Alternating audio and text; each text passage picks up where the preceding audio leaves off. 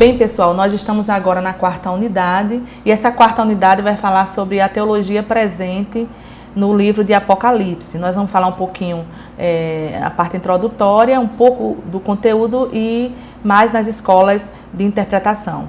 Eu só gostaria de focar aqui para vocês que quando vocês forem estudar o livro de Apocalipse, não é proibido estudar o livro de Apocalipse, nem interpretar o livro de Apocalipse, mas considerasse que é um livro de difícil interpretação. Então, que você pudesse estar focado na interpretação. O que for literal, ser literal. O que for alegórico, ser alegórico. Ok?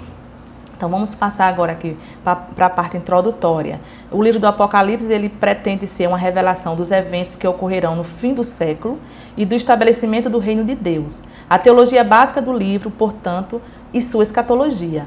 Ele declara ser uma profecia das coisas que brevemente têm que acontecer, cujo evento central é a segunda vinda de Cristo. Contudo, a interpretação deste livro tem sido a mais difícil e confusa de todos os livros do Novo Testamento. Ao longo da história da interpretação, várias abordagens distintas têm emergido. A abordagem mais fácil do Apocalipse é seguir sua própria tradição particular, como a opinião verdadeira, e ignorar as outras. Mas o intérprete inteligente tem que se familiarizar com os vários métodos de interpretação para que possa criticar e purificar sua própria opinião.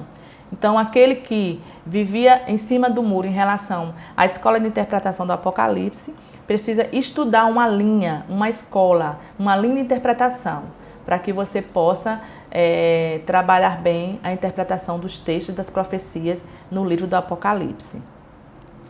Nós vamos passar agora para o próximo slide. Eu gostaria de ir com vocês logo para as escolas de interpretação, que são importantes, que são a interpretação preterista, o método histórico, o método simbólico ou idealista e o método futurista, que é o extremo e a moderada. A escola preterista, por exemplo, ela afirma que todo Apocalipse cumpriu-se no passado, ou seja, especificamente nos dias do Império Romano. O objetivo dos preteristas é compreender e interpretar as difíceis situações pelas quais passou a igreja daquele tempo. As quedas de Jerusalém em 70 DC e a de Roma no século V são vistas como cumprimento de parte dos eventos encontrados no livro. Jesus Cristo voltará após um duradouro período de expansão e prosperidade espiritual de sua igreja, levada a cabo através da pregação do Evangelho.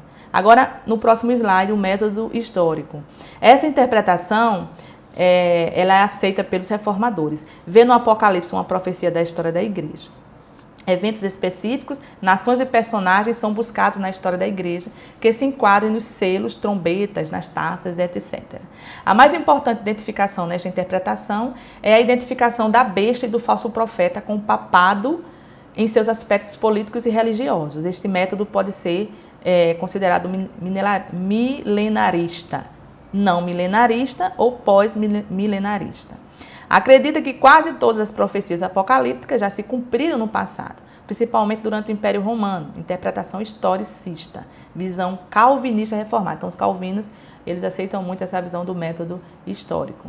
Tem outro método que é o simbólico ou idealista. Ele vê no Apocalipse, assim como diz o slide, gente, apenas símbolos dos poderes espirituais atuando no mundo. A mensagem do livro é a garantia aos santos sofredores do triunfo final de Deus, sem a predição de eventos concretos, nem no passado e nem no futuro. A objeção a esta opinião é que o gênero de literatura apocalíptica sempre usava o simbolismo apocalíptico para descrever os eventos da história. E temos que esperar que o Apocalipse compartilhe, pelo menos, desta característica com os outros livros desse caráter.